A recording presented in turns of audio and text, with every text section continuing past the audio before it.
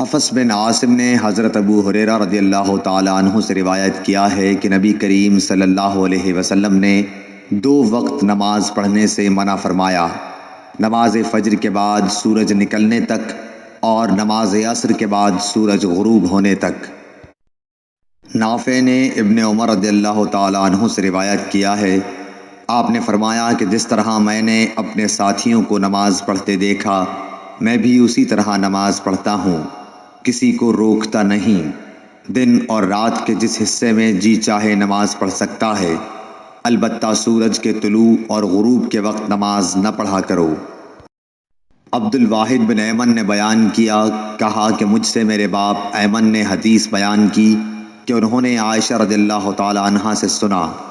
آپ نے فرمایا کہ خدا کی قسم، جس نے رسول اللہ صلی اللہ علیہ وسلم کو اپنے یہاں بلا لیا، آپ نے عصر کے بعد کی 2 رکعات کو کبھی ترک نہیں فرمایا،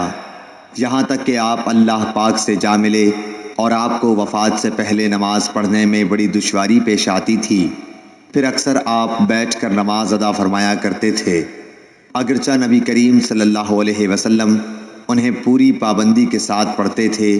لیکن اس خوف سے کہ کہیں صحابہ بھی پڑھنے لگیں اور اس طرح امت کو گراں باری ہو، انہیں آپ مسجد میں نہیں پڑھتے تھے۔ آپ کو اپنی امت کا ہلکا رکھنا پسند تھا۔